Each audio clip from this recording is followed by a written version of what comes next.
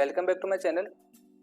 आज हम पढ़ने वाले हैं कि जब भी हम एपीआई कॉल आउट करते हैं तो हमें कौन कौन सा रेस्पॉन्स कोड मिलता है और हर एक रेस्पॉन्स कोड का क्या मतलब होता है।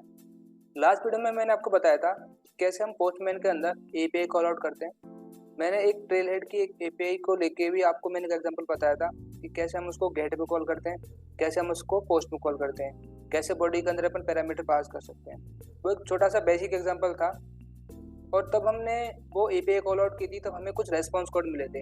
एक तो मिला था हमको 200 का, एक मिला था 201 का। तो मैं आज आपको सारे रेस्पॉन्स कोड के बारे में बताने वाला हूँ कि हर एक रेस्पॉन्स कोड का क्या मतलब होता है। सबसे पहला रेस्पॉन्स कोड है अपना 200 रेस्पॉन्स कोड। 200 रेस्पॉन्स कोड हमें कब आता है? जब हम कोई भी डेटा फेच करते हैं सर्वर से। मान लो हमने कोई एक एपीआई कॉल आउट की और वो एपीआई कॉल आउट से हमने डेटा फेच किया सर्वर से।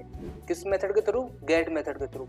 अगर डेटा सक्सेसफुली फैच हो जाता है सर्वर से, ठीक है, तो हमें क्या मिलेगा? 200 रेस्पॉन्स कोड मिलेगा। इसका मतलब हुआ कि सक्सेसफुली डेटा रिसीव हो चुका है सर्वर से अपने पोस्टमैन के अंदर। सेकेंड रेस्पॉन्स कोड है 201।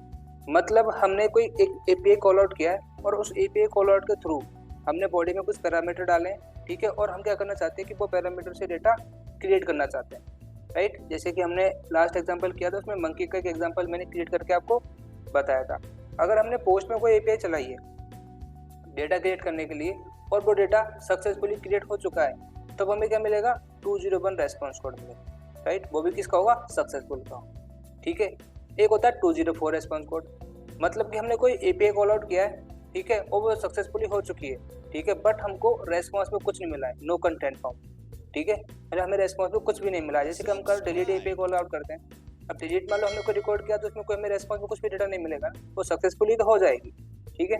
तो तब उस केस में क्या आता है हमारे पास? 204 रेस्पॉन्स कोड आता है। एक आता है 400 होता है बैड रिक्वेस्ट, ठीक है। मान लो कि हमने कोई कॉल आउट किया, वो बहुत इनवैलिड है, मतलब कि उसका कोई रिक्वेस्ट ही नहीं है, मतलब कि इस तरह की कोई डेटा ही नहीं है हमारे पास में, ठीक है। बैड रिक्वेस्ट आती है, ठीक है। जो रिक्वेस्ट क्या होती है? तो रिक्वेस्ट इज मेल फॉर्म और इनवैलिड। वो रिक्वेस्ट क्या होती है? इनवैलिड रिक्वेस्ट होती है। तब हमारे पास क्या आता है? 400 रेस्पॉन्स कोड, ठीक है। एक रेस्पॉन्स कोड आता है हमारे पास में 401। 401 का क्या मतलब होता है कि मतलब अनऑथोराइज्ड, मतलब कि हम कोई रिक्वेस्ट भेज के डेटा गेट करना चाह रहे हैं, डेटा क्रिएट करना चाह रहे हैं, बट हम एक ऑथेंटिकेशन पर्सन नहीं है, राइट। हमने कोई भी ऑथेंटिकेटेड टोकन उसको प्रोवाइड नहीं किया है, उसको जज करने के लिए, उसको बताने के लिए कि हाँ हम ऑथेंटिकेटेड पर्सन है, आप हमको डेटा रिटर्न कर सकते हो। ये क्या सिक्योरिटी पर्पस है, जहाँ पे अपनी सिक्योरिटी लीक होती है कि भाई ये डेटा, ये जो यूजर है डेटा फैच करना चाहता है, ऑथेंटिकेटेड नहीं है, हम इसको डेटा रिटर्न नहीं करेंगे। हमें क्या मिल जाएगा? एरर मिल जाएगी। हमें कोई भी किसी तरह का क्रेडेंशियल्स हमारे मैच नहीं करेंगे, ठीक है। एक आता अपने पास में 403 फॉरबिडन, ठीक है। मतलब कि हम कोई रिक्वेस्ट भेजी डेटा गेट करने के लिए, क्रिएट करने के लिए, जो भी एडिट करने के लिए, बट उसके हमारे पास में परमिशंस नहीं है।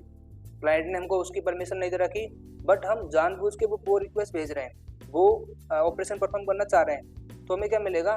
403 फॉरबिडन। मतलब कि आपके पास में कोई परमिशंस नहीं है, ठीक है। The client does not have permission to access the resource. जो रिसोर्सेज है आप उनको एक्सेस करना चाह रहे हो, बट आपके पास उसकी परमिशंस नहीं, तो आप उनको एक्सेस नहीं कर सकते, ठीक है।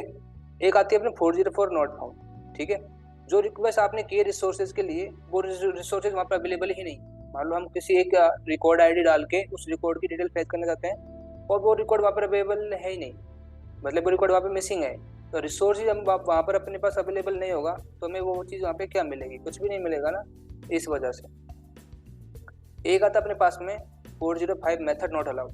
मान लो हमारी जो भी एक एपीआई है, ठीक है, एपीआई बनी हुई है गेट मेथड के लिए, राइट, और अपन उसमें कॉल कर रहे हैं पोस्ट वाला method, right, post delete method कर रहे हैं, और वो मेथड उस एपीआई के लिए अलाउड नहीं है, एक्सेसिबल नहीं है, तो वो हमें क्या देगा?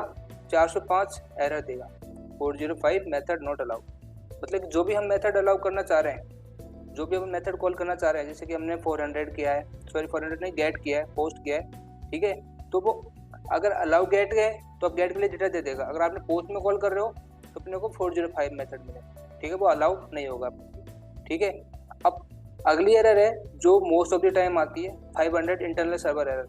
मान लो हमारा सर्वर नहीं चल रहा है, हमने एपीआई कॉल आउट कर दी, अपना सर्वर वर्क नहीं कर रहा है, डेटा अपने को नहीं मिल रहा है, तो वो हमको क्या देगा? 500 इंटरनल सर्वर एरर। मतलब कि हमारे कोड में कोई दिक्कत नहीं है, हमने जिस भी तरीके से एपीआई कॉल आउट किया वो सही है सारी, बट हमारा जो सर्वर है जहाँ से हम डेटा फैच करना चाह रहे हैं वो सर्वर ही अभी वर्क नहीं कर रहा है।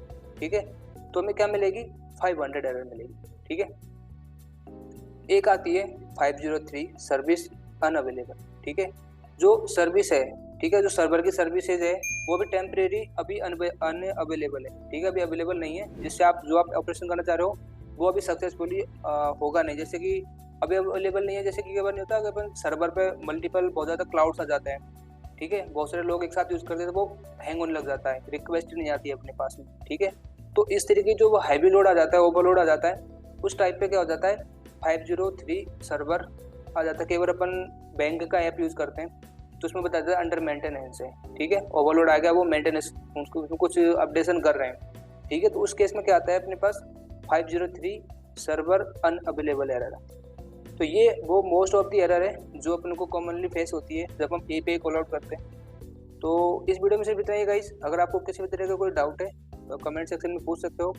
अब मिलते हैं अगली वीडियो में, तब तक के लिए जय हिंद, जय भारत।